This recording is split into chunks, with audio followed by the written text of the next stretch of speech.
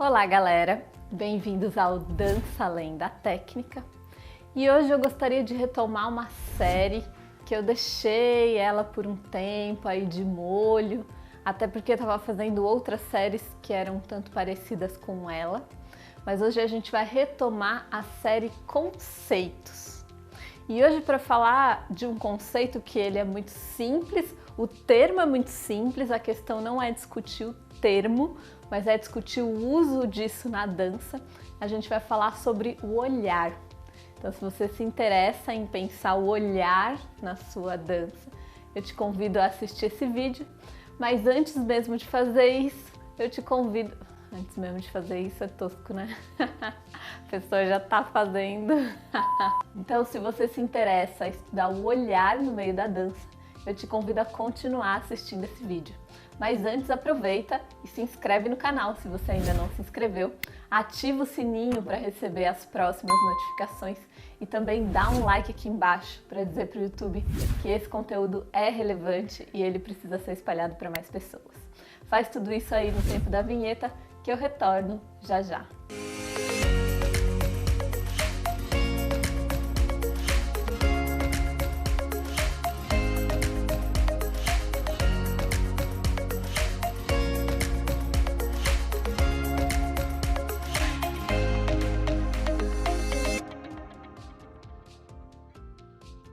Então vamos lá, série Conceitos, olhar na dança. Eu acho, inclusive, que a questão do olhar e as questões do olhar são muito pouco discutidas no meio da dança. E é uma questão extremamente interessante, porque muitas pessoas criam, fazem seus trabalhos de criação e vão para a cena sem ter pensado a relação do uso do olhar, como é que elas querem trabalhar esse olhar na cena. E o olhar entrega muita coisa. O olhar entrega a timidez, o olhar entrega a insegurança, o olhar entrega quando a gente está lembrando de alguma coisa. Enfim, pelo olhar a gente consegue aí transparecer muitas questões que estão ali girando nossa cabeça enquanto a gente dança, e inclusive não conseguir estabelecer a presença cênica no sentido do espectador, do público perceber que a gente não está de fato em cena, mas a gente está com a cabeça em outro lugar através do nosso olhar. Então o olhar é uma coisa muito séria e que precisa ser muito pensada aí no nosso fazer e na nossa prática dançada. Existe um mito muito tradicional no meio da dança que rola, às vezes a gente aprende aí em algumas escolas e academias de dança, que é, o professor não trabalhou o olhar o tempo todo e tal, mas aí o aluno chega lá, tá nervoso e tal, vai fazer aquela famosa apresentação de final de ano. E aí a dica que a pessoa recebe é a seguinte: quando você subir no palco, levanta a sua cabeça, deixa o olhar na linha do horizonte, porque lá na linha do horizonte você não vai enxergar as pessoas que estão te olhando, porque elas estão mais abaixo de você, você está em cima do palco, e aí você não enxerga nada, como se você não visse ninguém, e aí você dança com mais tranquilidade, porque você não vai ficar tímido, não vai se sentir tão acuado, vendo tantas pessoas ali te apreciando. Então essa é uma dica de uma lógica bem tradicional do fazer dança, que talvez sirva dependendo do que você vai fazer, em que contexto, em que lugar, para qual situação, mas que muitas vezes também deixa a nossa dança super superficial. Vou usar o super. Deixa a dança bem superficial e deixa a relação desse artista extremamente superficial com a sua própria dança, porque é como se ele tivesse com a cabeça e com os olhos descolados do resto do corpo, vivendo uma outra coisa que é aquela cabeça estática ali, que tá olhando aquele nada e tudo mais, E aí a gente dessa forma a gente não consegue entender que o olhar tem uma intencionalidade e que as questões de intenção do corpo, elas fazem parte de pensar a dança e de pensar o movimento. Outra questão super complexa do olhar é que normalmente a gente trabalha o olhar em sala de aula de uma forma muito diferente do olhar cênico.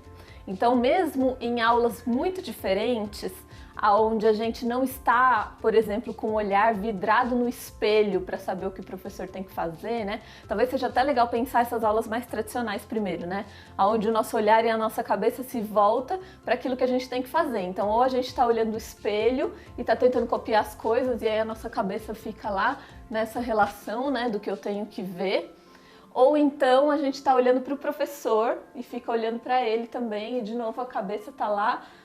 Vou girar, tem que ser rapidamente porque eu preciso olhar para lá de novo, né? E esse meu olho, essa minha cabeça fica deslocada do resto do movimento, né? Quase como se a gente estivesse trabalhando um movimento isolado só para essa região da cabeça em relação ao resto do corpo, né?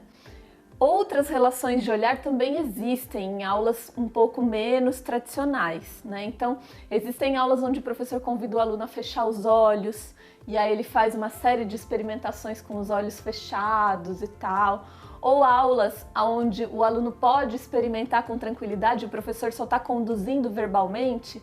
E aí, às vezes, o aluno fica com esse olhar interiorizado, né? Aquele olhar de quem está prestando atenção no que está acontecendo e tal, e não sei o quê. Mas é um olhar para dentro, né? Um olhar para si, para suas sensações, né? Ou quando a gente vai fazer, claro, coisas em dupla, em grupo, e aí a gente se volta este olhar para o outro, né? Quando a gente vai para a cena, a gente precisa entender, então, quais são as intencionalidades do nosso olhar. Isso precisa ser estudado e muito bem trabalhado, né? Então, um trabalho de dança, mesmo que não seja tão incrível nas questões do corpo, da movimentação e tal, mas se o bailarino consegue entender a intencionalidade desse olhar e de fato se fazer todo presente ali no sentido de estar bem colocado, respiração, olhar, essas questões básicas, a sensação que dá é que aquele trabalho é muito gostoso de assistir porque aquela pessoa está de fato ali. Então existem várias características do olhar que a gente pode estudar quando a gente vai pensar o olhar para a cena. Tem um carro, um caminhão com som passando aqui, eu não sei se está captando ou não. Então é legal a gente saber que existem várias formas de trabalhar essa intencionalidade do olhar em cena, né? Então, uma das ideias que vai ser trabalhada, por exemplo, é essa possibilidade de pensar o olhar também através das cinesferas, né? Então pode ser que na minha dança eu precise de um olhar projetado para mim mesma, para o meu próprio corpo, para o meu próprio movimento, né? Isso me traga realmente para essa relação interna de estar me olhando, né? Pode ser que na cena a intencionalidade de fechar os olhos também seja aquilo que eu quero como cena.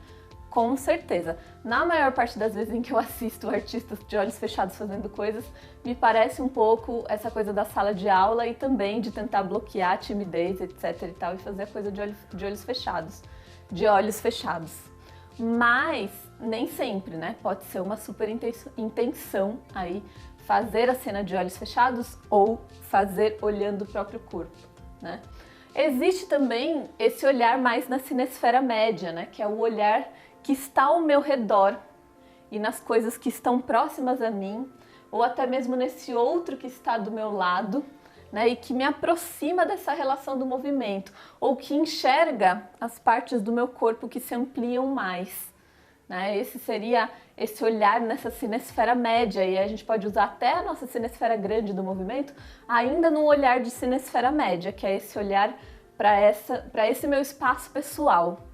E diferente disso, também pode existir um olhar de uma cinesfera grande, gigante, né? Ou que a gente pode até usar outro termo labaniano, já que eu estou usando cinesfera, que é também a ideia de projeção, né? O olhar projetado espacialmente.